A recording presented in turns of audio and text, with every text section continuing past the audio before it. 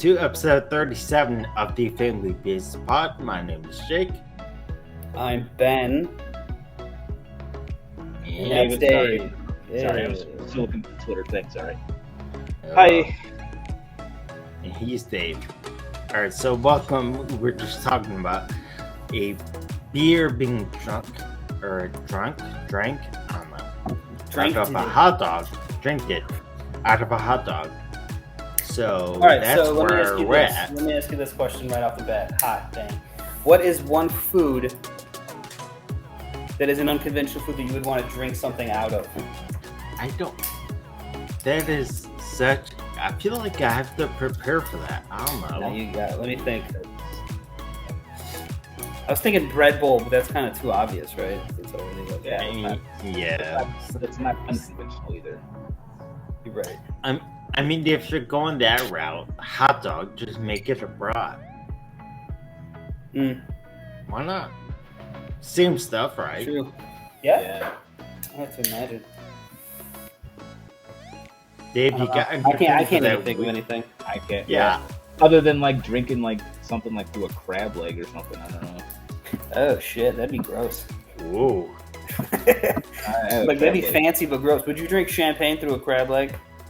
I don't on drink New Year's champagne Eve? regularly, but I suppose. What? I guess It's on New Year's Eve, guy. It's a special occasion. You're also Gosh. drinking it out of a fucking crab leg, which you don't do every day either. So I, guess, think it's yeah. all right to kind of suspend belief Yeah. here. All right. Yeah. Sure, why not? All right. So here's mine then. I'm gonna drink a Diet Dr Pepper through a Filet-O-Fish. I just wanted to make it as gross as possible. I couldn't think of anything I mean, else. that is bad. Yeah. I have no idea. When's the last time you had a Filet-O-Fish? Hesu loves Filet-O-Fish. My wife loves Filet-O-Fish. Really? Thankfully, yeah, she hasn't had one in a while, but I haven't had one of those in like. Maybe I'll get one for dinner after we get recorded. But I have not had a Filet-O-Fish in. But is it on your McDonald's go-to? No. Of like orders? No. Jake, you either? No. What have you had more Never. recently? A Filet-O-Fish or a McRib? Neither. A McRib. I love McRib. Even though it's suspect meat, I love McRibs too. Dude, it's like when you used to eat Salisbury steak, Jake, when you were growing up. Like, what I the love fuck is a Salisbury. I love Salisbury What steak. is it? What is I'll- it? No, and I I'll love it, eat- but it's like I'll the eat that lower right now. middle class. Yeah, Yeah. but it's like a staple in lower middle class households that you would ask somebody else, and they're like, "What the fuck is that?" Is that So a we've steak had- and meat in It's Salisbury? a struggle meat. Your Yeah. life is a struggle. No, but so we had Salisbury steak the other day. Not the other day, but I was gonna say the other day. more recently. But it was like we just used like hamburger meat, like ground beef. We didn't have like it wasn't like the Okay. like the So, rubbery like a burger?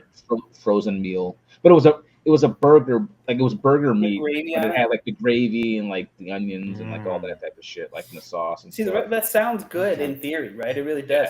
Even if you just use like any other steak and you just covered it in gravy and onions. Yeah. Yeah, that's great. Beef, gravy, and onions, those three things, put it together, Yeah. and you've had yourself a winner. But for whatever reason, you call it like Salisbury steak, and you're just like, ugh. Well, because whenever I grew up people eating it, usually same think as of you. Salisbury steak, they think of like the Hungry Man, like frozen meals, Yeah. or like the Like Oh, those yeah. banquet Oh, meals, yeah. you pop the holes in the Yeah. fucking Oh yeah. oh my plastic. god! Yeah. Did you guys ever have kitty cuisine? Yeah, dude. So I remember Oh man, twice maybe in my life, Grandma Viv on Jeb and Jake Yeah. knows, obviously, but Grandma Viv Yeah. on our mom's side. She babysat once, and that Yeah. was one of the only times I ever had it. And I remember she served it to me, right? And it had like, I don't remember what the meat was, but it was like breaded cubes. Could have been fish, could have been chicken, could have been something, yeah, right? it was probably fish sticks. And then- Yeah, Yeah, probably fish sticks. And then it was like corn and the Like oranges or shittiest something, like a cobbler or some styrofoam shit. brownie. Yeah. It was yeah. like this Oh black- god, yes. Oh, yes. yeah. black moon rock Yeah. brownie. And I went to eat it, and like the outside was hard as a rock, and the inside was molten lava. So it was like a Yeah. lava cake, but that Yeah. wasn't cooked properly. You know what I mean? And she didn't give No, a shit. man. She was just like, No. eat it. I don't care. Eat Yeah. it. You'll be fine. You're fine. Yeah. Whenever I would go to my grandparents' house, we would always go to the grocery store and get those. It's like a staple. Yeah. And you probably thought you were living it up, right? That was like a Fuck treat, yeah. TV dinners, baby. And your grandparents are like, we only got to get them TV dinners. Let's go. It's like a fucking $1 for each kid. It's all about Lunchables. I even have one for Oh, my shit. kid to try right now. Which Yeah, one was your favorite Lunchable, Jake? Well, the pizza one. Dude, I'm a nacho slut. Mm. If I do it, I gotta have. It's got to be the regular one. Like the slimy No. meat and cheese? The ham, yeah, ham. Slimy ham. It's slimy, brother. Because you don't like. I don't like cold pizza, so Stick that's on why the the wall. pizza one never works for me. I don't like cold pizza, and I don't like cheese in general, especially cold nachos. But you don't like cold pizza at all? Like not No. even in the morning, wake up hungover, grab a piece of pizza from the night before? Gosh. I'd probably microwave it, to be honest with you. Dude, working at the club when we had Juan, who would come in with the, what was that name of that pizza place in Glenwood? That was like right before Glenwood. Yeah, so Juan worked there, and he would come to the club the next morning with pizza from the night before and just load up that mini fridge we had. And then Mikey and I would be hungover as dick, stumbling in and just crush a box of fucking cold pizza. I guess it probably slowly nurse our hangovers. It probably also depends on the pizza. Like I don't like San Fratello's because the sauce is too sweet. I don't like a super sweet sauce. Is that why you don't like Aurelio's? Same kind. I like Aurelio's, but like Aurelio's is the sweetest. Known for its sauce. By the way, this is so Chicago. I don't even know how to explain this.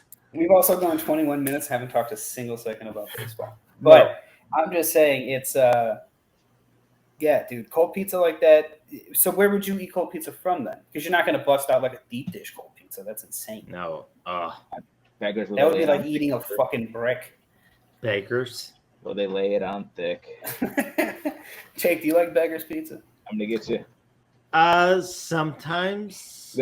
Careful. So you can actually eat. I don't even know if I eat. Yeah, I mean, my parents love it. So no kidding. Yeah, so on occasion, but no. So Dave and I actually a bit of it. Dave and I actually just saw your mom yesterday. Saturday. 2 days ago. No, yesterday. No, it was 2 days ago. You're right, 2 days ago. Saturday. Cool. So Viviana and Drew had a wrestling themed barbecue at their house. So some of us came dressed up, as wrestlers and stuff, and your mom was just nice enough to stop by. So we got to hang out with her for a little bit. First time seeing her in a while. Yeah. So that was cool. But yeah, they had alligator. They served alligator meat at the barbecue. So I got to ask, would you eat alligator? And what's the weirdest meat you would venture into eating? It's not a food podcast, but no. So no on the alligator. Okay. Dave, no. Well, obviously you ate alligator. I saw you. What's the weirdest meat you would eat, though? Would you eat like moose, like elk? Yeah. What if I said horse? See, then you're starting to get more like familiar. I'm thinking about The Office. I'm thinking about Dwight taking burgers from the horse. So I was gonna say. So now we're getting like closer to pets. The closer we get to pets, the closer it gets to. I don't want to eat that. Yeah. So moose is okay, but deer is not okay. Yeah. Fair. All right, go ahead. Let's start this thing. All right. Actual baseball question. Let's have an intro question. So, on Sunday, the Little League Classic, which is I think it's the fifth annual Little League Classic, was played in Williamsport, Pennsylvania. It's between the Red Sox and the Orioles. Long story short, Orioles won. But the question is, what is more surprising? I mean, genuinely, what is more surprising, that the Red Sox are just not good, or the Orioles being above 500? I did not realize. I will preface this with saying I did see a bunch of tweets talking about the Orioles, like how many home runs the Orioles were hitting like a little league park or something, and I had no idea it was because of this correlation. For them playing in the Little League game, you mean? Yeah.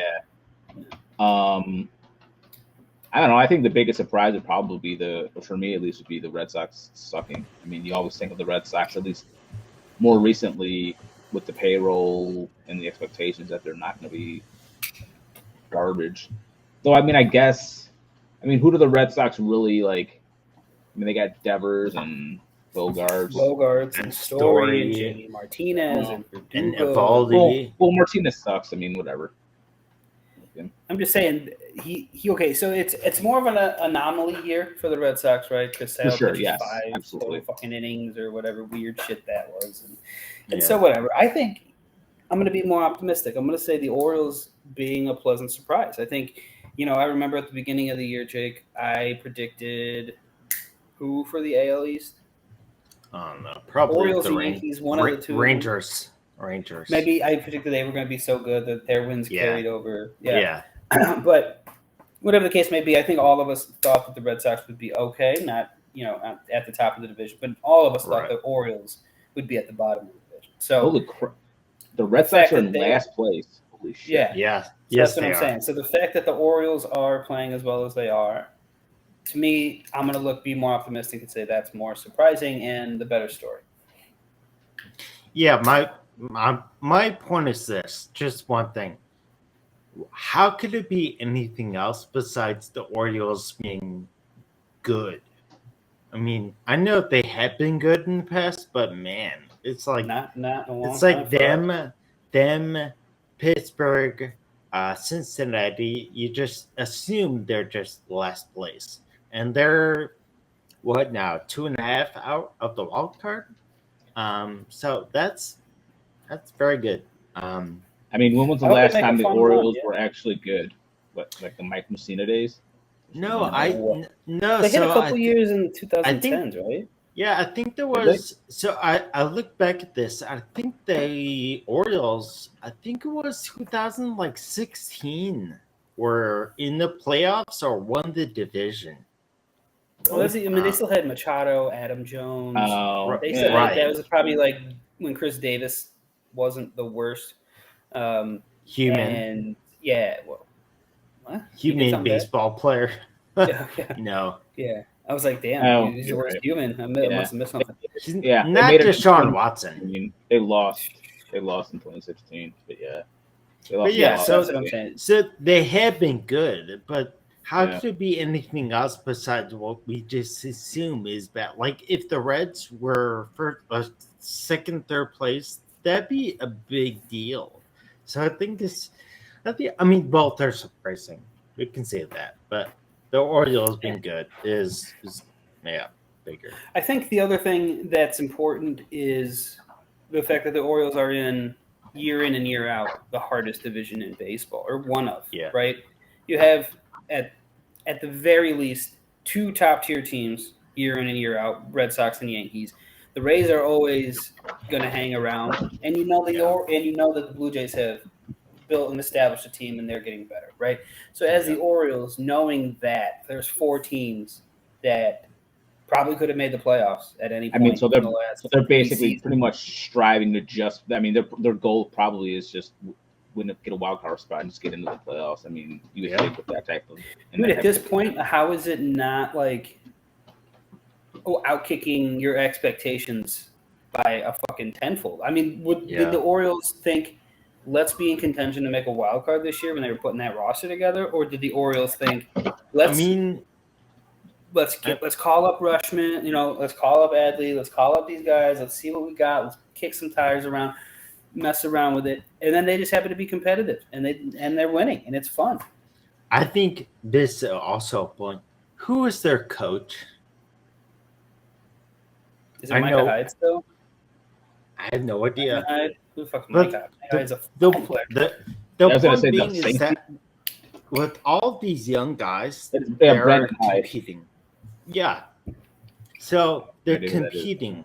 So the coach is doing well. The players are doing.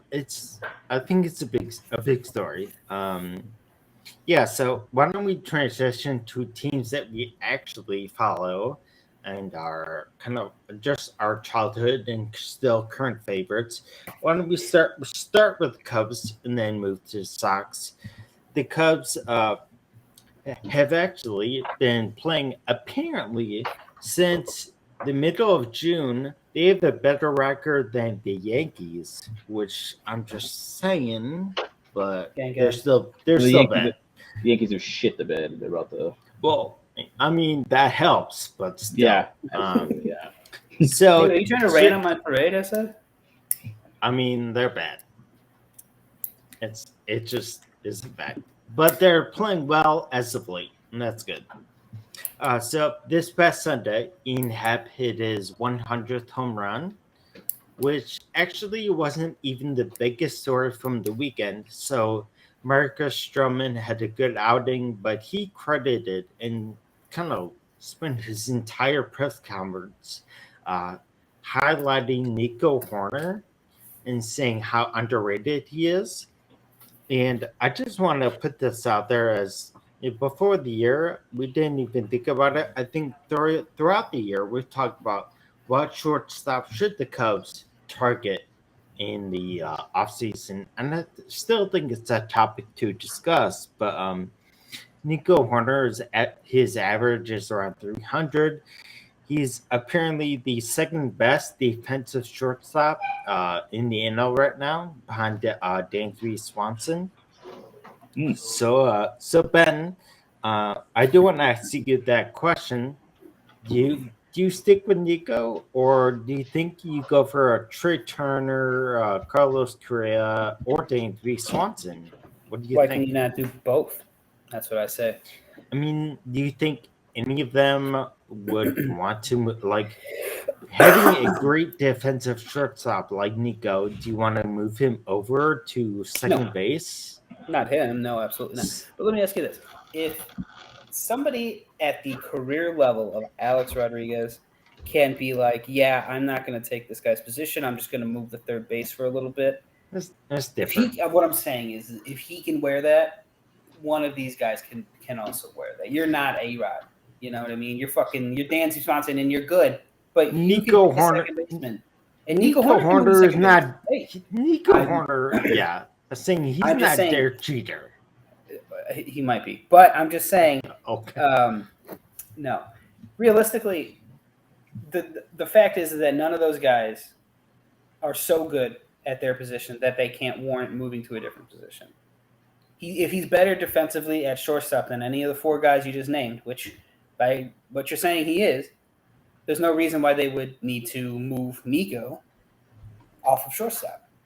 If the expectation is to sign one of these guys, you tell them, hey, maybe we'll switch it around. Like you'll say, hey, you'll play some games at short, some games at second, some games in the outfield. It seems like baseball's a lot more fluid in that way, that there is a lot of flexibility sometimes, and maybe that's what the Cubs are offering. I don't know, but I think you have to at least approach the idea of keeping Nico at shortstop because he's earned it. I mean, if you're looking at defense again, but what you said, he's the second best defensive shortstop in the NL, and he's hitting 300s. He's doing everything that you want a shortstop to do, so it doesn't make sense to move him off the shortstop. So if you're going to bring in anybody, you move them around.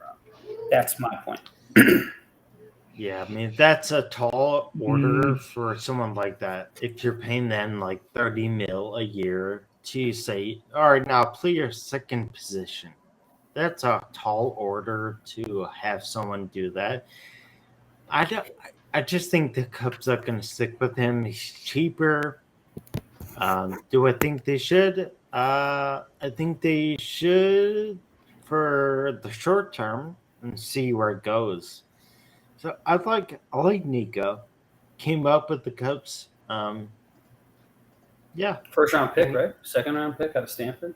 One of the two of them. Yeah, I think first. I mean, and he's always been solid for it. Like he's never really he's shown progress through every. So you're saying if some top shortstop in the game becomes available and says they want to come to Chicago, you're going to turn them down because of Nico Horner? I think it depends on what your goals are as a team. I don't think any top shortstop is gonna want to come. Well, no, if we're just playing hypothetical, you're going to turn down Trey Turner, who wants to play short because Nico Horner is playing short right now. Instead of trying to get them both and say Nico go play second base. I think you Or just have trying. to. Why can't fucking Trey Turner play second or one of the other outfield positions? Yeah, but Which he's again, done before. Trey Turner went to second base because they had Corey Seager, who was a All Pro. Yeah. Corey Seager isn't some defensive fucking marvel. I know. I mean, so I would say this is that you would have, I think, talk to Nico, and because you do have control over him, Right. I think you would have to be like, I mean, we're gonna sign whoever we want, and you're gonna have to be open to it. Yeah. But that's But that's the point. Go ahead. Sorry. No, I was gonna say that as of late, he's been hurt all year. But Nick Madrigal at second base, he was hurt all year, but he's recently coming around. So do you just kind of move on from him after half a year? That seems short. You traded away you traded away some big guys to get and you got him I think as he was kind just of a corner piece. part of that. Yeah. Yeah. I don't know, man. Nick Madrigal doesn't do shit for me. He doesn't move the needle in any way. Like, he's gonna probably he'll get you 100 singles and okay, that's about it. I mean, that's sick. Great. I'm just saying, I think you get the best player available at the time, and then if it coincides with the player that what I'm saying is that they're all goddamn grown adults, and you have a realistic conversation with them, and they come in and you say, hey, you want X amount of dollars for X amount of years.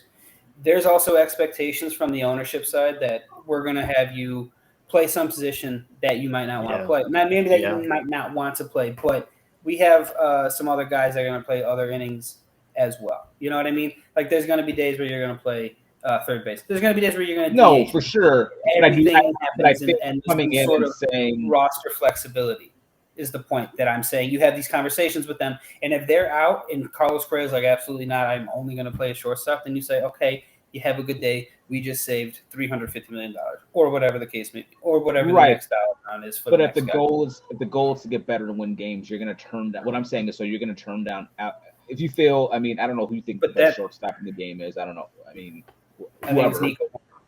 You think Nico Horner's the best shortstop in baseball? I think he's up there. I think it's ludicrous to say that he's not. Wow. I think it's ludicrous to assume that he's not. By offensive and defensive metrics, he is. He's at the top of the list. So to just claim that he's not because you don't think he is, when there's numerical, statistical facts that say otherwise. I'm the numbers guy, and I don't think by any metric he is. Look at the numbers, then. I'm looking at the number. I'm looking at the numbers right now, and they're defensively, he's up there. Offensively, he's not. He hits for average for sure, but if you're gonna go by that, Dansby Swanson is the number one shortstop defensively in the NL, and he hits 290, and he has 14 home runs this year, and he's won the World Series. So I mean, overall, I mean, if you look, you give it to him. And I'm not saying that Nico shouldn't be up to moving either. That's what my main point is that them being adults, they should have a conversation. If the ultimate goal is to win games and you're going to bring these guys in, have a conversation and be like, Nico, you're going to play innings at second and short. And, Correa, Turner, your mama, your daddy, whoever's coming in to play shortstop, you're going to tell them you're going to play X amount of games, you're going to DH, you're going to, you know what I mean? Like that's just the conversation you have because that's modern baseball. Much like basketball is becoming kind of positionless in a sense where, here's a better example. In the MLB, it was a rare thing to have like a utility guy. Like it was like a cool thing to have. Like Ben Zobrist was like a novelty. And now it seems like every team has a guy that can play 6 different positions and take at bats. You know what I mean? Like, and that's just kind of the fluidity and the roster kind of flexibility that you need, especially with 26 guys now. You know what I mean? Because you can have an extra hitter. You can have extra flexibility and extra innings that some guys aren't going to want during a 162-game season. So my point was just have the conversation with whoever you're bringing in, any of those 4 or anybody else, have the conversation and just be like, are you willing to play other positions or give us that roster flexibility? If not, then see you later. We'll keep magical. But you don't And save see the money and you use going it on pitching to or Alex. other You don't see places. going to Alex Correa and asking Alex Correa, "Hey, you cool with playing some fucking outfield or some shit?" Because we got Nico. I don't know who the fuck Alex Correa is, but I would talk to Carlos Correa and I would tell him that he can play shortstop and DH and be just fine. He also played. He entered it as a third baseman.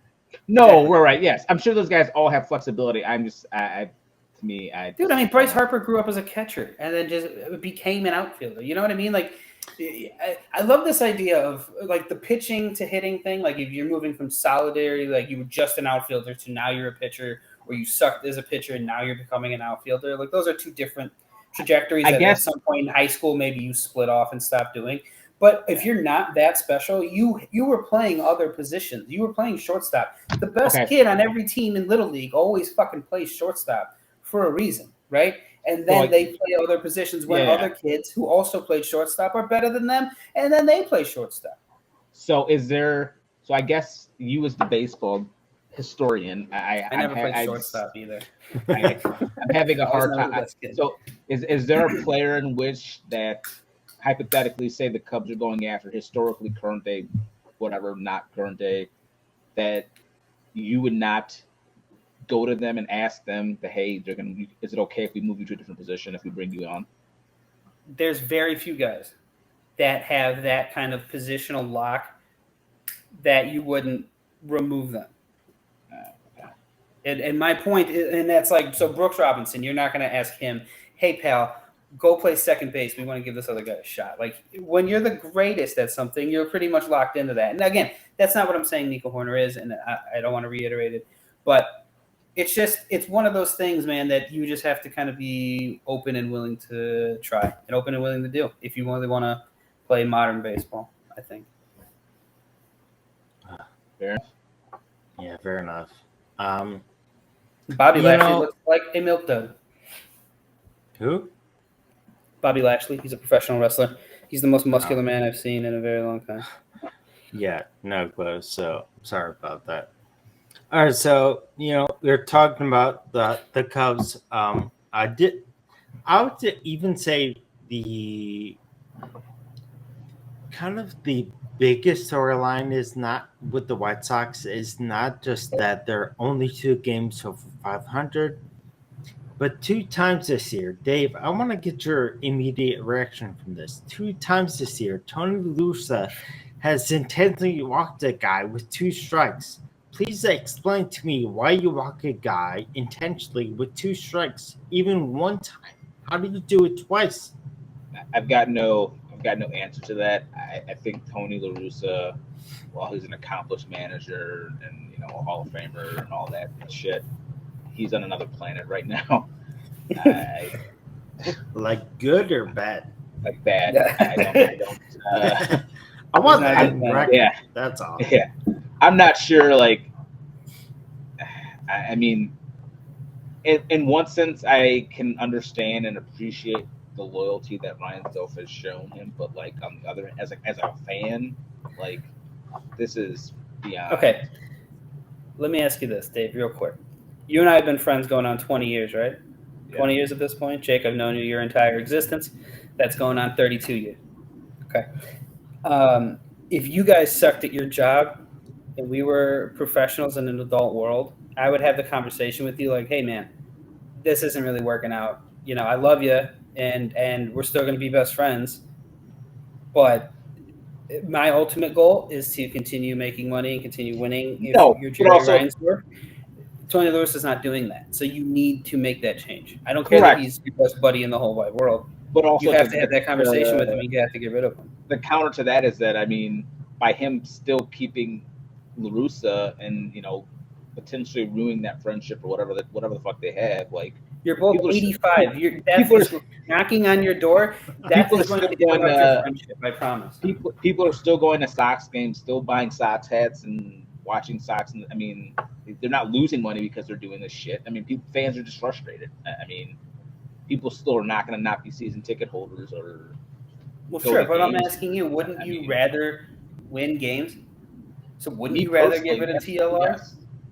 I would have Right. never hired him in the first place. Yeah, I mean, Well, okay, so that's a 2 years ago we can have that conversation. Which I think at the time, if we would have asked all three of us would have said that's probably a poor idea. And I mean, I just think there's that I higher, mean, like you said, between the intentional walks with 2 strikes, the falling asleep in the dugout, like I don't know if you guys have actually like watched a press conference, like listen to him talk. Like He's horrible. it's bad. He's horrible. He's not there mentally, and Wow. I don't know.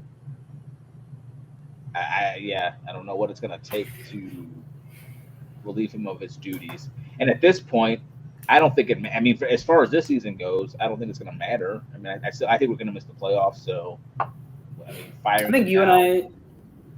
think you and I had a conversation maybe at the game we went to with Drew and Viv that this season was basically lost, and that was still a couple months ago, so they were still not lost at that point. But that was like that was a conversation we had, and then you had mentioned that if you would think that if they didn't win the World Series, they didn't make it far, La Russa wouldn't be fired, but he would retire. And I still don't. Walk out at the end. I don't. Think this is last year, regardless. I think it's going to be up to Tony. I mean, if Jerry's going to let him do this shit now, I mean, what's the difference between letting him? I don't on his contract. I think he has another year. I don't have next year too. Oof. I think so. Yeah, as far as I know. I mean, not 100% sure, but I'm pretty positive. You can probably look it up on Baseball Reference. Yeah. That sucks. But yeah, I don't think he's going to get fired. I think if he decides to step down, I mean, here's my pick for the Sox next manager. Just got hired by the Marquee Network. Who is that? Joe Girardi. I think Joe Girardi is going to be the White Sox next manager. He's a proven manager on the major league level. He's got an already built-in team. He's from Chicago. There's my pick for the White Sox next manager. You heard it here first, folks. Fired. Yeah, I'm gonna say no. Who do you think is going to be the White Sox manager next year? He signed a 3-year deal in 2020 , so he's got. Yeah, it'll be saying Lewis is coming back. I think it'll be Tony, unless he like has some sort of medical issue or another DUI or something. Yeah, he's not going back. I know, but what I'm saying is I think Ryan Zor's going to have a conversation like, hey, you decided you're going to take some time to spend with your grandkids, and you decided to retire today. I think that's a conversation that needs to happen. If the White Sox want to win. I'm not saying it doesn't need to happen. I'm not saying it doesn't need to happen. But I think it needs to happen. I don't think it's going to happen because I think if that were the case, he would have done that 2 months ago. Like, why? I mean, especially I feel like baseball. I mean, you guys know as Cubs fans, but baseball's the window game. Our window with the talent under contract, young players, and everything gelling it's shrinking, and we're wasting it away. Well, no, everything is not Tony La Russa's fault for this shit of a season. I mean, I think he's playing a pretty big role in it, as well as other, members of the coaching staff as well. So Dave, you kind of hinted at it. So if it's not all his fault, what's the other key factor for the White Sox not doing as I just think other players not performing. Yasmani Grandal is absolute ass. I don't know. He's been bad. Yeah, last year he was. Last year he was one of the better offensive cat. I mean, his batting average sucked, but he was on base like all the time. I mean, he was drawing walks and hitting home runs. He's not doing anything now. I mean, Jimenez can't stay on the field. Rip Titty. Anderson started off gangbusters this season, and his off the field shit is pretty much leaking over to his on field stuff because he sucks now. I mean, the pitching is, outside of Cease and Johnny Cueto that we picked up off him working at McDonald's a month ago. Now is now the second best pitcher on the roster. He was cleaning bus station bathrooms Yeah. last week. Hey, I mean- he was the AL Player of the Week. Yeah. Okay. I mean, so you got him. I mean, we still tried to trot out the Dallas Keuchel experiment for whatever reason we gave him. I still think he's got a couple good starts left in him. Double-digit starts.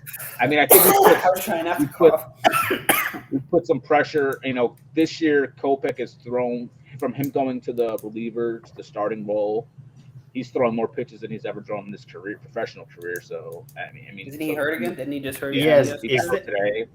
Yeah, I mean, he's been So, I mean, you're on and off. Yeah, so you're bound to have setbacks with him. Same thing with Lance Lynn. I mean, he got hurt, and I don't know what his deal is at this point. Giolito, now that spider tack's not a thing anymore, he's back to being the worst pitcher in baseball. Crazy how that balanced out, huh? Yeah, right. Garrett Cole isn't the only one. Spider tech. Yeah, like I said, and the coaching staff. I mean, when I saw this stat about the team, there was a stat. It was about like batting average for teams, and like the Sox had a really good high team average, but it was like all singles or something. And like of the 4 teams in MLB history to have this stat, 3 of the other teams are Marlins teams, who's the team that the hitting coach currently used to be the hitting coach for there. So we're just hitting singles. Like I don't think we haven't hit a home run in it's been alarming Who is amount of time. Who is your And Frank Menachino.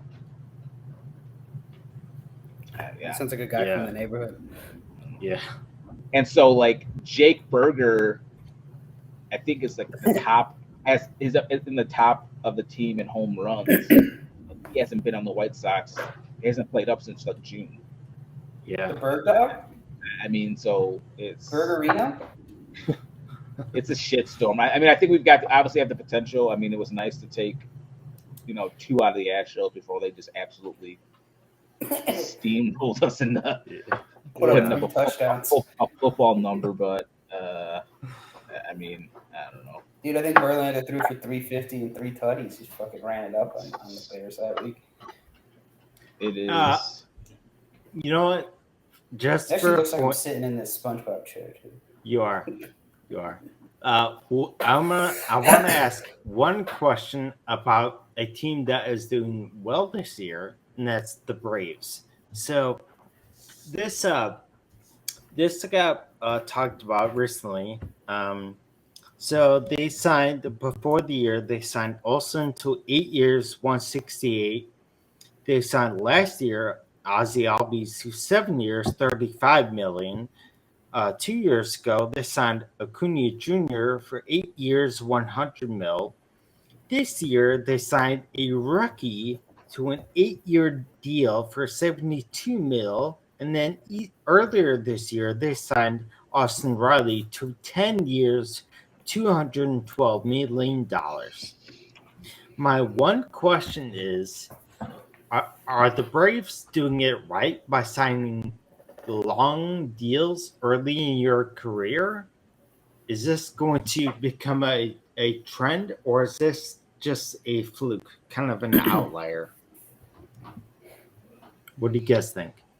I mean, I don't know. I mean, because baseball's weird in the sense that whether they sign them young to long or the opposite way, it's still guaranteed money, so it's still going to be on their books. So I mean, I'd rather players get their money. So I don't know. I mean, they're also banking on like Riley, and I mean, Azuna's obviously Riley's really good. I mean, Riley's really good too, but like, yes, Azuna's a proven star. I mean, like those guys are. I mean, Acuna. I'm sorry, Acuna. Azuna's a piece of shit. He's a star on the wife beater team. I'm Chapman. I'm Acuna from the Braves. Do you guys know? Yeah, I'm Acuna from the Braves. Yeah. It's Davey Fresh from the Bases podcast. Acuna, you're right. I don't know. I mean, I think it's smart on their part. I mean, if they can identify talent that's going to be good and want to lock them up early on, and I mean, so you think about it. So Austin Riley signed a 10-year deal. So that how old is? I'm assuming he's like in his early 20s. 23, 24, something like that. So you're locking 24, 25. So you're locking him up for most of his prime. So he would be under, so a new contract would be when he was in his mid 30s. I mean, yeah. I don't. I mean, I think it's smart because if you're the Braves, you're identifying your window, right? Like 8 years are the 8 to 7, 8 years are what they're giving themselves. So they're like, Olsen's young enough, we can win. Acuna's young enough, and I think their general manager's obviously doing a good job of convincing these guys that if you stay here, we don't have to pay you a gigantic sum of money, which Acuna would deserve if he was out on the open market, right? Acuna would make more than $100 million. I think all of us. Well, I do remember. So now that you mentioned, I remember like on the sports shows and the sports pundits, they were definitely knocking him for taking that deal versus saying, Yeah. hey, right. But my point is, maybe he bought in. Maybe the team's like, hey guys, everybody take a little bit less for longer, and we can stretch this shit out, and we can win championships, and we can build a winning culture and a winning organization and a winning team. If that's what these players are buying into, and the Michael Harris's and you know this the Grisham kid who looks like a world beater as well. It looks like everybody that they have is just loaded. So it's like if you can lock these guys in, isn't that the dream? Then you don't have to worry about that shit. Anybody at that point is just extra. You're just bringing on extra help if you have your core locked into place and you have a good pitching staff. Just going back to the question real quick, just to make one question out of it. Is it a trend or is it just an outlier? If you were to say one word, trend or outlier, which one do you think? I mean, smart or not. I think as of right now, I think right now I would consider it an outlier, but depending on how successful the Braves are, it may become a trend. Yeah, I mean that's how anything works in sports. If one team does and is successful, then everyone's going to copycat and try to recreate, what worked for some other team. So I think as of right now, I would say outlier, but definitely has potential to become a trend depending on how well the Braves can pull it off and whatnot. Yeah. I mean, I say trend for that exact reason is that I think this is already showing a good blueprint of how you want to build a team.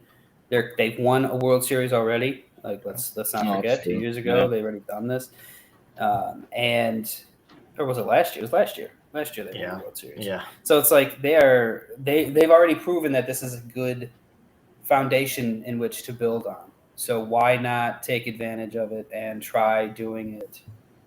If you're another team, if you're the Cubs, build with the small foundation of guys you have. I mean, you don't have the prospects.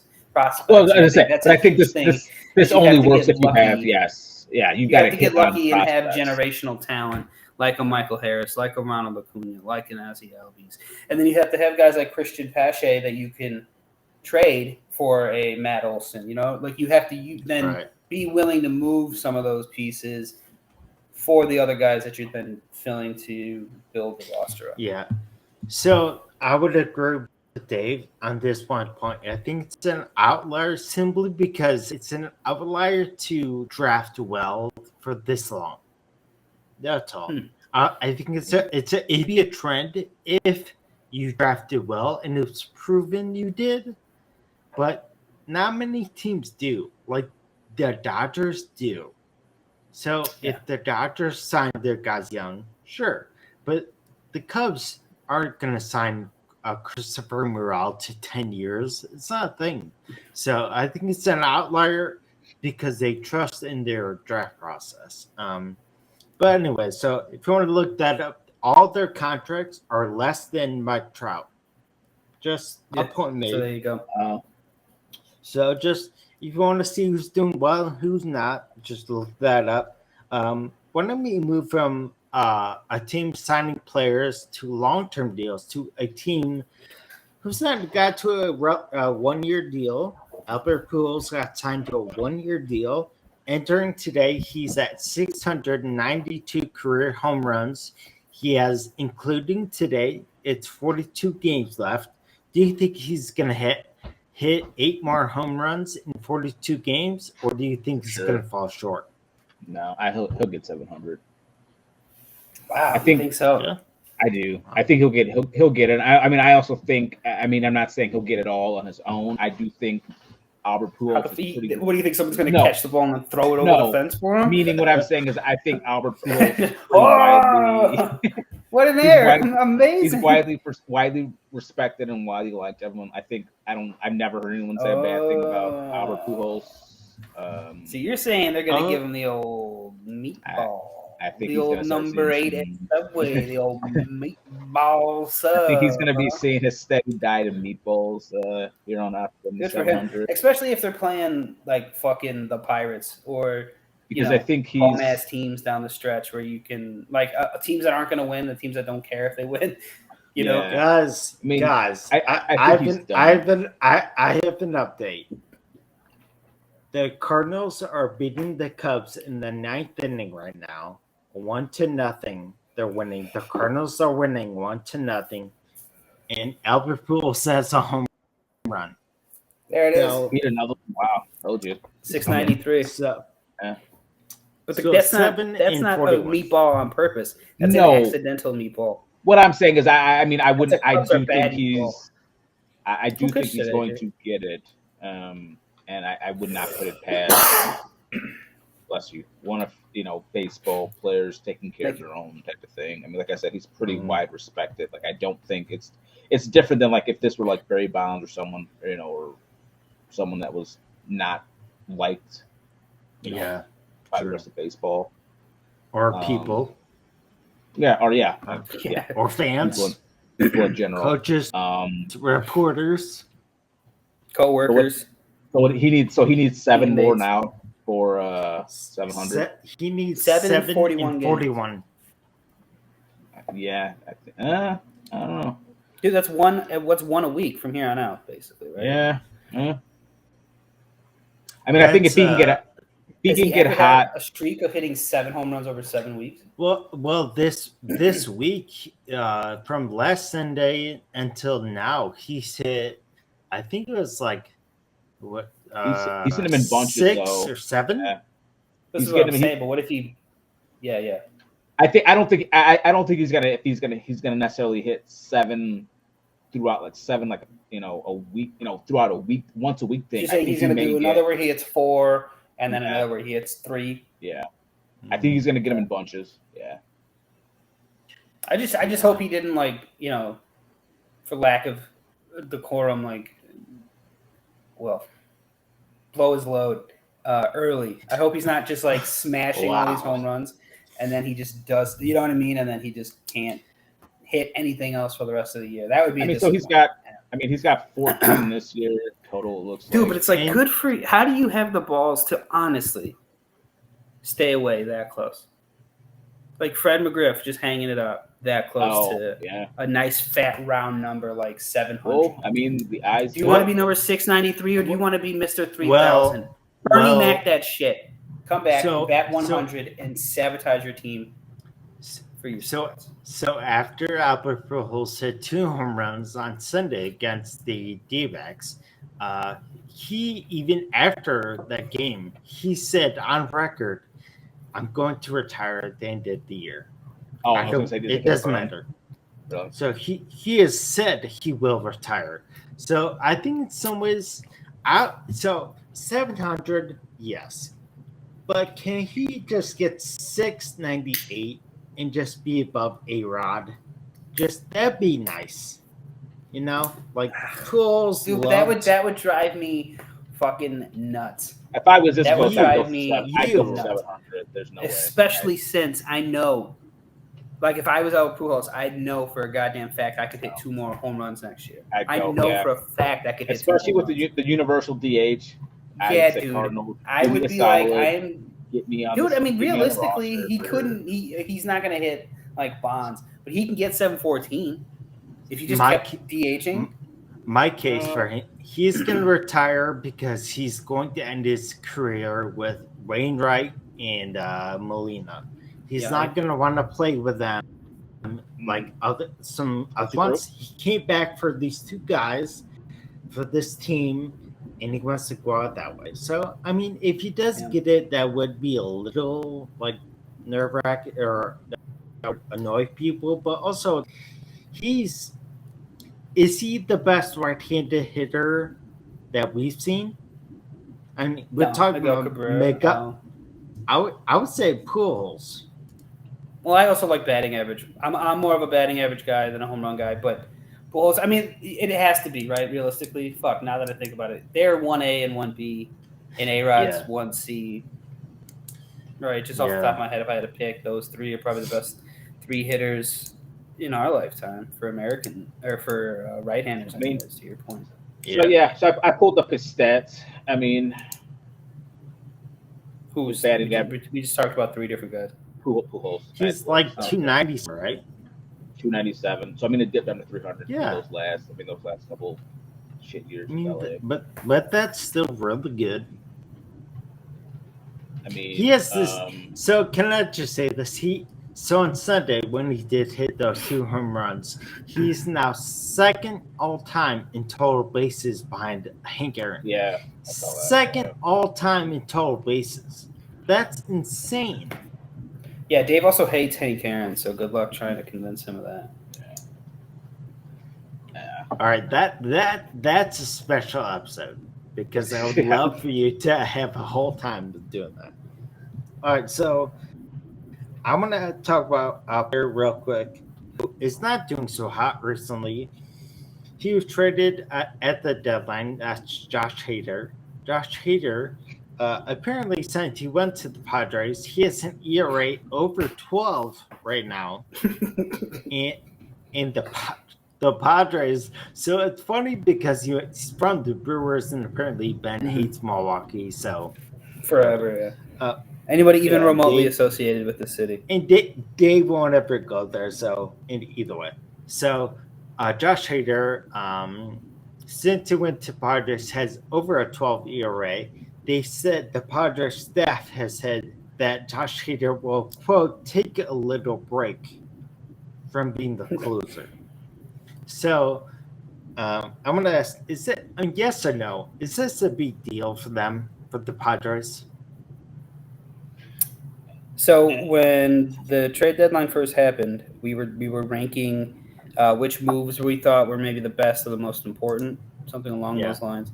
And my answer was the other guys that the Padres got outside of Soto and Josh Bell, meaning Hader and Drury and the other moves that they made at the deadline, right? And Hader's been complete ass since getting there. And it couldn't happen to a better guy. I'm not a big fan of his on a personal level for his kind of shtick. But I thought the Padres were going to close the gap and maybe try making a legit run at the Dodgers, especially after the deadline. This was before the Machado or the Tatis news broke. So there was still that optimism that he was coming back and the Padres had built a super team and you kind of bought into it. And I was really in on Hader when they first made the move. And I think it's hard to be a reliever in Major League Baseball unless you're one of like the 5 guys you can name off the top of your head who are the elite of the elite closers. Everybody else has the shortest window. It's like a kicker in the NFL. You have to either be Adam Vinatieri and Robbie Gould or you're out of the league. Like you're shuffled in and out because they can find so many versions of you. And I think to the point, Hader is like, he lost his job, and I don't think he's ever going to get it back. I think this is the end of the closer, Josh Hader. So we know it's a big deal for him. Is it a big deal for the team? Oh, well, they're not going to win the division, right? Well, so it's going to be in the wild card. And if it comes down to a one game, like, do you rely on him to go out there and make the 7th inning stop, make the 8th inning stop, save the game of the night? At this point, you can't. You can't trust a guy with a 12 ERA. If it was anybody else outside of his name, you wouldn't even have him on the goddamn postseason roster with a 12 ERA, let alone closing important games for you. So with him, it being important for him, it ultimately ends up being super important to the Padres. And I think it ends up hurting them in the long run. I think they don't make a long postseason push because of it. Get Dave, what you think? Is it a big deal for the Padres? I I full disclosure, I hate Josh Hader, so I give Want to expand? give two fucks. He's a racist piece of shit. So not really. Oh, That's why. I personally don't give a shit about Josh You Hader. don't remember that? You don't remember that when hope he had all those old tweets exposed a couple years I think back? he struggles for the rest of his No. career. Hard N-word stuff. That was the same reasoning, same rationale I was having for why I don't like him. Is Dave's reason for? You know what? I don't want to generalize. I didn't know that, but generally speaking, when I see him, I think, yeah, like that could be right. Yeah, he listens to Kid Rock, probably. Hey, that facial hair, that long Yeah. hair, that kind of fits. Yeah. I mean, as a pitcher, I thought he was. I mean, there's just baseball. I would think he was. It's a big deal for them, or it was a big deal when they were still trying to compete. And I mean, now that they're pretty much out of it, or they're only competing for the wild card. And even then, that's going to be a struggle. Depending on what the Braves and Mets do in their division.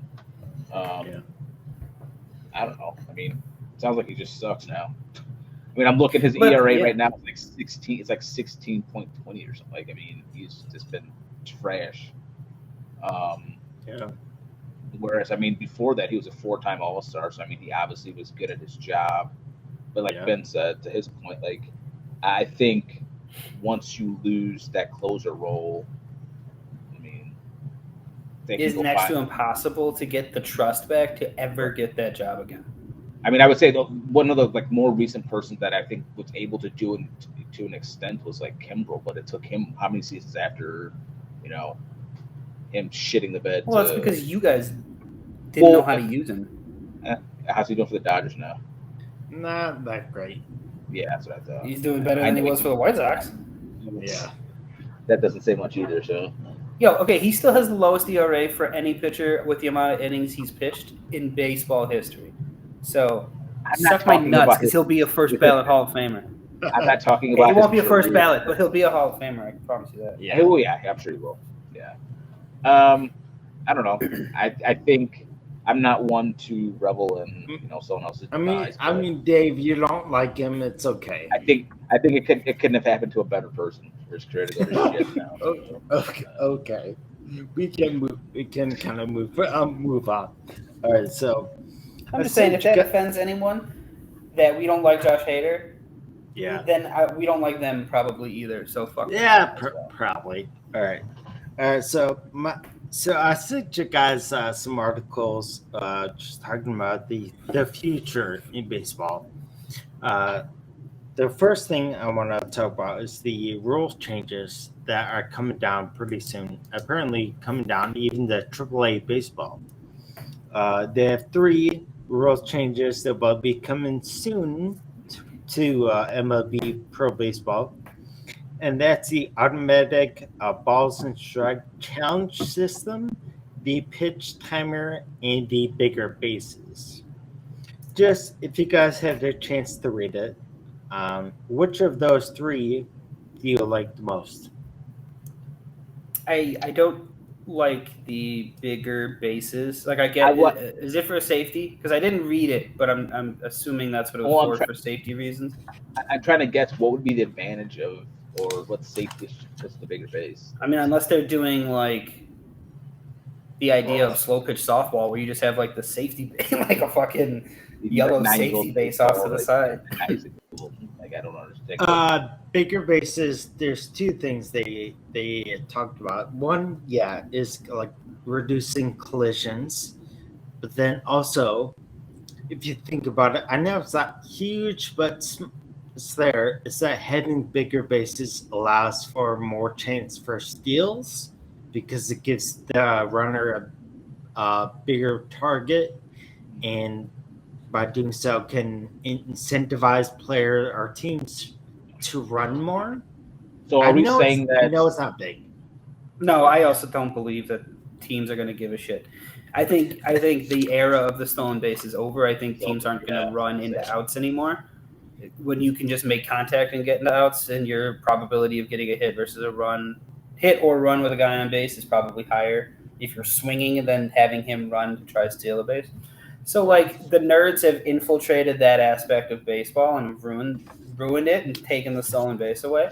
So fuck that idea of stolen base. So I don't like that. I will go in on the strike zone thing because some of these umpires are atrocious, and we'll call them. We'll say what we'll say it. We'll say it. It's Angel Hernandez, right? They should just call the machines that they end up using these robot umps. They should just call it Angel in honor of the worst damn umpire we've ever seen. Right? His strike zones are always so inconsistent. You never really have an idea. Growing up, it was always what knees to shoulders was what we were taught, right? Anything knees to shoulders or knees to, and then it was like knees to the letters, and then it was like waist to the, and it just kept getting smaller and tighter, and it's just like what became what, and it became harder for umpires too because these guys are throwing the ball so much faster at such harder spins and such more break and drastic and dramatic. Yeah. Spin and movement, like it's harder to see. It's harder to see as a hitter. It's harder to see as an umpire. Harder to see as a catcher, and I get that. But if we can just remove the, like I don't know, remove the mystery or remove like that aspect of error, and just let the game be called strikes and balls. I guess if that's what they're gonna do, then jump all in and be all in. You know what I mean? Like letting AAA be the guinea pig is the best. The best So plan for now. So are we talking full robot ump? Is that what this? No, so the automatic balls and strikes, it's a challenge system. So the way it works is this. So the ball strike challenge is each team has three challenges during a game. And then if you get it right, it's like football. If you get it right, you get it back. If you get it wrong, it's gone. All right, so they have three, and then the challenges can only be made by a batter, a catcher, or a pitcher. There is no help allowed from the dugout. And then from there, the challenge must be made immediately after the call. I don't know what that means, but I thought I heard it was still- like under 10 seconds that somebody had gotten it down like in single A or double A. Wherever they're doing it now is like a tester. They said it was under 10 seconds they got the call switched. So well, if you can get it called, but I don't know how soon after the call is made do you have to challenge it. oh So sure, you can get it reversed in 10 seconds, but is there like a 3-second timer? Either way, the point being is that it has to be made by them, only them, no help. So no one in the dugout is watching a video screen and then relaying it. It's like a kind of like a, if you think it's a strike, if I think it's a strike, then we call it. But no one else is allowed to challenge. I love that idea. It's very pickup baseball, like call your own strikes. I was gonna say this seems very Pitcher's hand wild. out. Pitcher's hand out. You got to throw it to the pitcher. Pitcher's hand out. Yeah, opposite field. I out thought it as was well. so. I was okay. So I was trying to differentiate how is this any different than like a normal challenge now because you can't. But this is on an individual pitch by pitch basis, saying, "Hey, Right. I thought this pitch was a ball. You called it a strike." Type shit. Right. You only get 3 of these. Get 3 a game, but if you get it right, you get it back. If you get it wrong, then you lose it. So I like that, but I'll just say this. I'll just jump in. Is that I actually like the pitch clock more.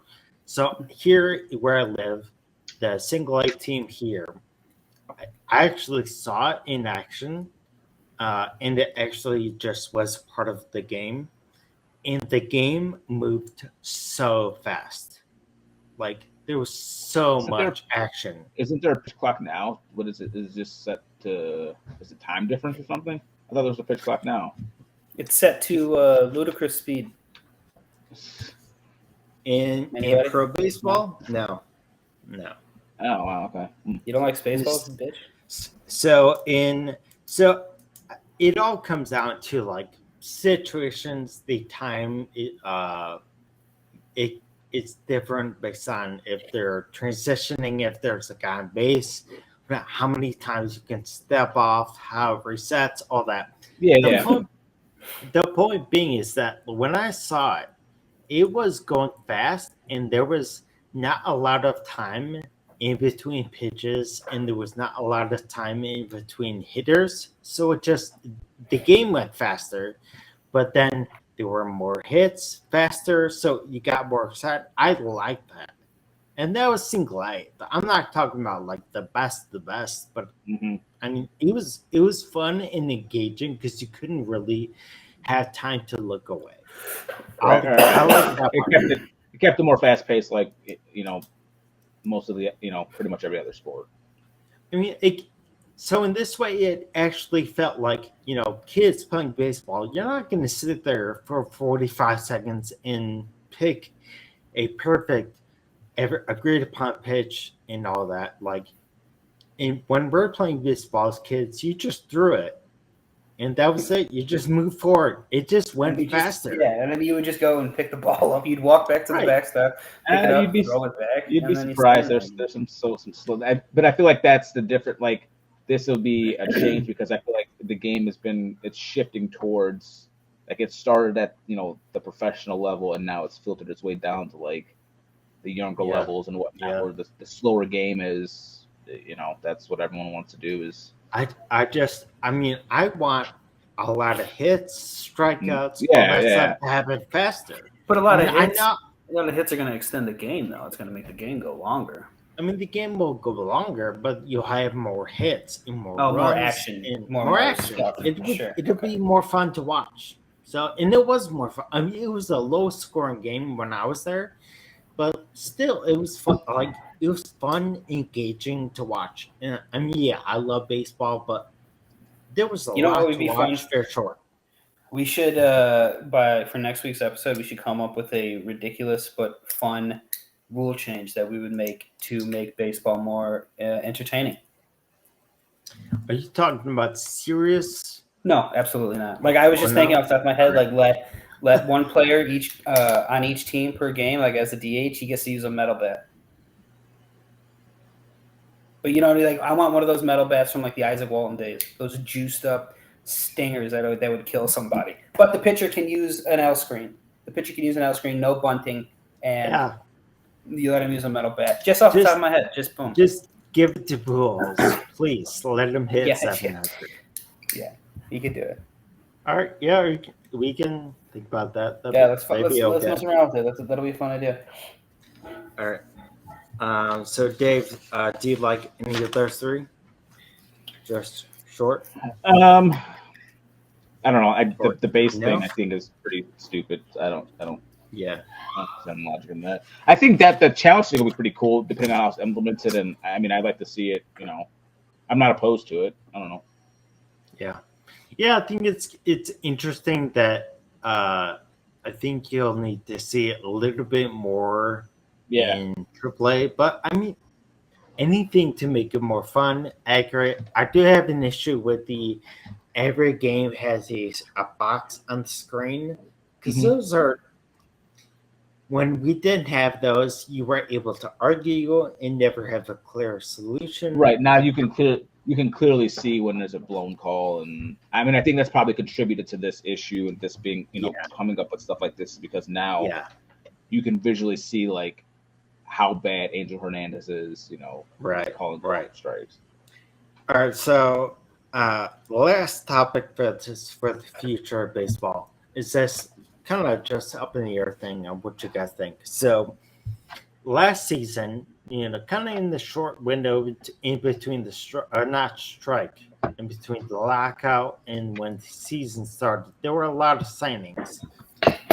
But this upcoming offseason, apparently it's going to be not as big, but it's going to be very fun to watch. So I sent you guys a list of just free agents that are going to be up this upcoming off season, or just if you guys know of someone who's the player on that list or a player maybe they missed, and where do you think they'll go this upcoming off season? What do you think, Ben? You got some? Oh, I'm looking through it again right now. The first name that popped out was Bogarts. I think with the Red Sox being as bad as they are, them selling Yeah. makes a lot of sense. So moving him or not bringing him back, I guess, because isn't he one of the Right. free agents, right? So Yeah. you let him go, and then you can kind of, like as the article says, JD Martinez, Nathan Eovaldi, move both of them, and maybe you blow that shit up. So I would say where's he going? to. Yeah, that's a great question. I don't think he would go to. I'm trying to think. So you know, he's going to demand a lot of money. He's going to be a pretty highly paid player. So you know that eliminates a lot of teams right away. And then you have to look at the teams that have the money. Who needs a shortstop? That again eliminates a lot of teams right away. So I think he'll end up going to somewhere like, I don't know. I'm just rattling through teams in my brain right now. I'm going to land on the Mariners. He's going to land in Seattle. He's going to get a fat contract from Seattle. And because I don't think J.P. Crawford is really like a long-term answer at shortstop, so maybe you look at Bogarts play shortstop. And Seattle's, you know, on the fringe of making noise in the All-Star. Like or not the All-Star, but the wild card. I think they're on the fringe a bit. And then it would be interesting to see what happens with Judge. But my first pick would be Bogarts, yeah. Dave, name a player and where he's going to land. So, I don't know, for personal, you know, I'm a Sox fan, so I looked. So I saw they had mentioned Jose Abreu. I don't think he's going to come back, just in the sense because I think we already that's kind of the White Sox problem is we have 35 fucking first basemen and trying to all play them in the outfield. Or Abreu can play left field too, right? Yeah. I think if they stick him, if they stick him, Sheets, and fucking Vaughn and Rip Titty out there, they might have one complete left fielder between the four. So I think we've got to free up a spot, and I think with as good as he's been and whatnot, I think they're gonna let him go, and I think he'll probably want to go somewhere where he could probably contend, for a World Series or at least have a deep playoff run. Where's that? It's a good question because I don't know who needs a first, but a middle-aging first baseman or at this point, yeah. I mean, how much is he going to play first? Yeah. And how much is he going to DH? Can I throw a team out there? Sure. Padres. The Cubs. Oh, I thought you were going to say the Cubs. Maybe. I guess Would you take Abreu over Josh Bell? Josh Bell's a switch hitter. I like that. Josh Bell's but you'll have a veteran in there. Sure. I know they're veteran. I think it matters a lot what the Padres end up doing this year, though. Like if they end up winning, then obviously they're not going to need a break. All right, so I'm sorry, Dave. If it's not the Padres, where do you think? Well, no, I mean that's the thing. I couldn't think of anyone who really needs a first base. Like I feel like first baseman is one of those like power positions that most good teams have good first baseman, and I don't know who needs one or where he could go. I just don't think he's going to come back to the Sox. Because that's part of our problem this year. I don't know. Say the Rangers. Rangers are my guy. Could be. Why not? Fuck it. That'd be a hell of an infield, right? Who? The Rangers. They'd have Abreu, Seager, and Semien. Who plays first base for the Rangers right now? Could be a bag of baseballs, a bag of dirt. Who knows? It's not. Oh man, who was their first baseman back in the day when they were good with like Michael Young and Blaylock and them? They had Teixeira for a season. Yeah, they had Prince Fielder. They had Prince Fielder for a little bit. He was those Rangers teams were fun though. Michael Young, Hank Blaylock, Ian Kinsler. Remember him? He was good. Yeah. I mean, I could see maybe Abreu. I know it's not a contender, but I could see him going to their last place. But I'm going to say the Red Sox.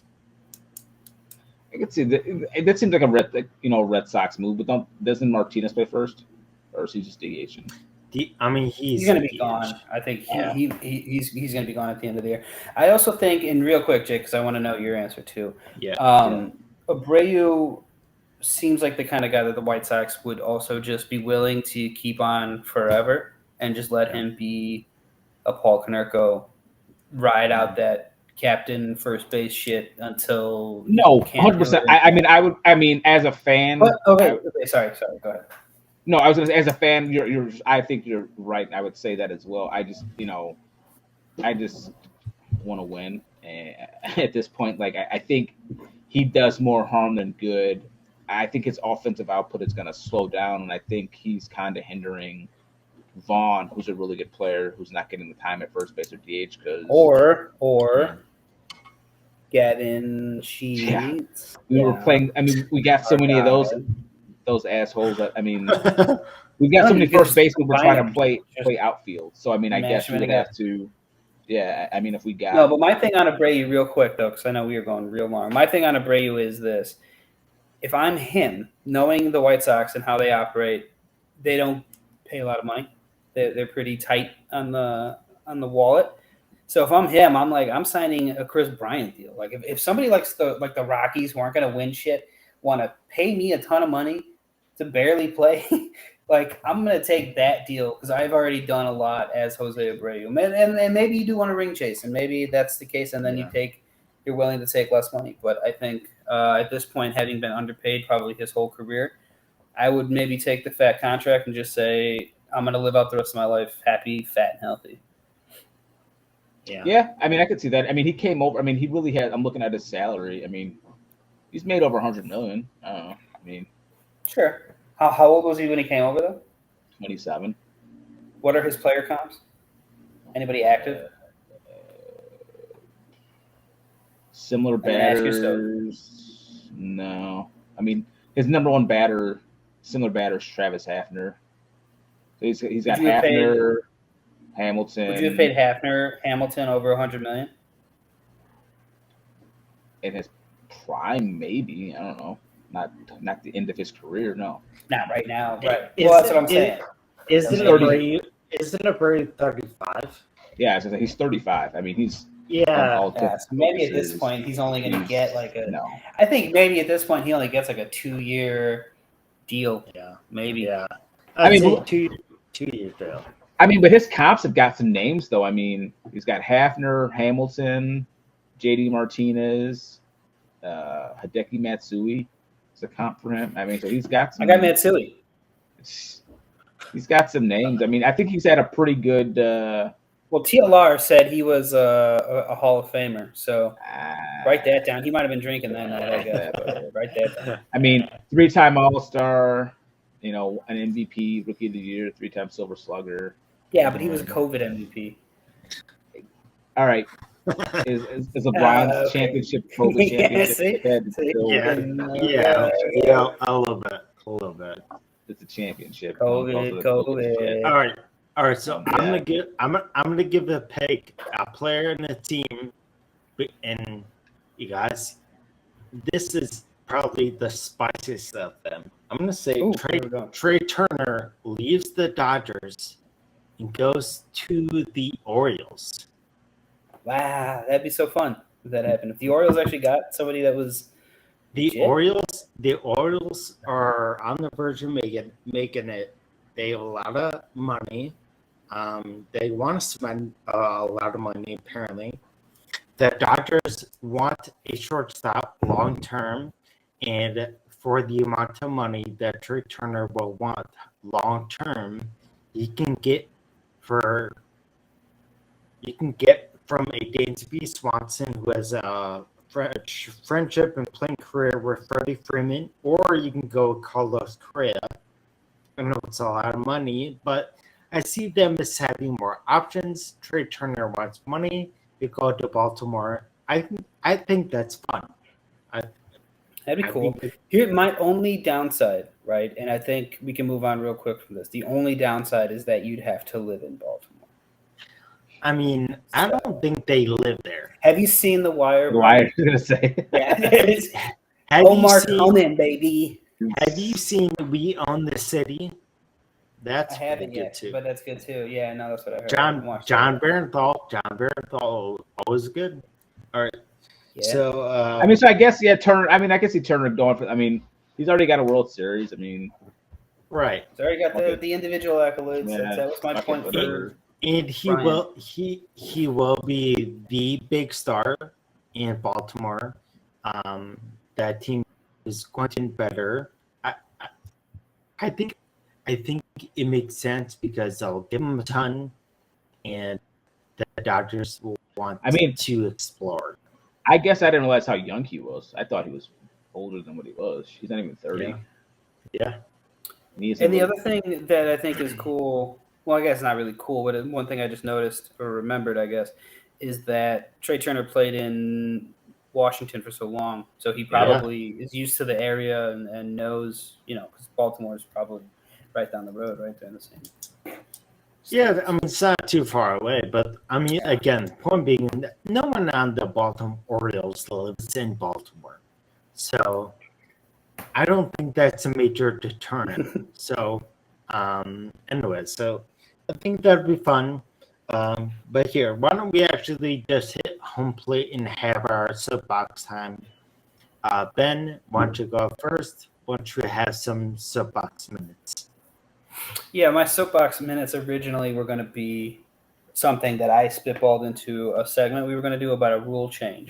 So here's what I'm going to do. I'm going to do this, and then I'll come up with a different rule change. Jake, I know you and I texted about it a couple of days ago when I first saw the article, but it was a story from 1900 that said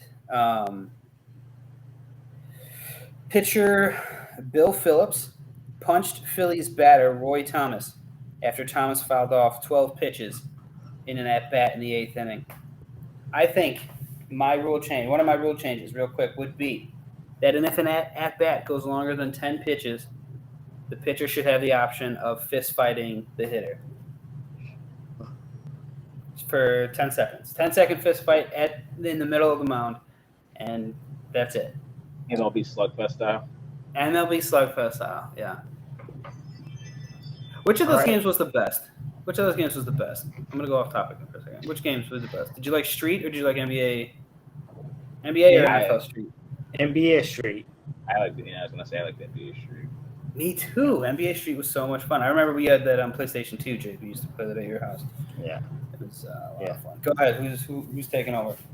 So Dave, I know last time you didn't think about it, but off the top of your head, you have something? Yeah, it's just the White Sox suck. Management needs to do something. I don't know how much longer we can waste this window of young talent that we have. It's getting to the point now where it's not even worth watching the games. I'll just try to catch the highlights, or I'll have the box score up or something. Unless I've got money in the game, I don't really care at this point because we're not going to make the playoffs, and it's a waste of time. So what's the one change? I mean, and for me, it's got to be LaRussa's got to go. Like I said, it's not you can't blame him for everything, but there's a lot of stuff he's doing that is head scratching and falling asleep. Yeah, I mean that's for me fine if from a managerial perspective, if you want to you see some value and intention walking with 2 strikes, fine. I don't know what it is. If you feel like it's there, okay. But falling asleep during the middle of the beginning of the game, that's the first inning, not even the middle. First inning. That to me is so. He just walked out of his manager's office, sat down, and was like, That's a fireable offense. In my eyes. Well, think about it. If you had any other normal job, if you fell asleep, you'd probably get reprimanded in some camera. Some version. Yeah. Well, and I think that's what's also the most upsetting thing is that Tony or not, I mean Jerry or Kenny or Rick haven't come out and said dick about it. I mean they're just proceeding this is business as normal. That we're sucking. Well, it's also the way of the news at this point that they know. They could get upset. It'll be a news story for half a second, and then something else bigger is going to come take its space. So at this point, If you're in any sort of trouble, and this is the last thing I'll say, if you're in any sort of trouble, just ignore it because something else bigger is going to come behind it. Yeah, it's a new Just keep cycle your type bullshit thing. out of the way, and no one's going to care. Yeah. So just sit on it. If you're TLR and you're the White Sox at that point, you don't even comment on it. You just say whatever because he's going to do something tomorrow that's going to piss everyone off and be just as annoying, and then and then that'll be the next big I news guess story. it's time to bear down here. Yeah. Yeah, bear down and crap up. Bears are gonna grill the crap out. Well, I was telling Ben. 2-0 in the preseason.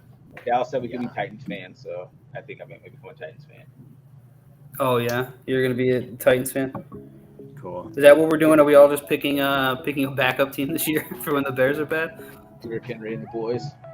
I'm just gonna keep falling asleep during the game. That's my bet. That's fine. I'm taking the Bills on Dave. Those are my other two.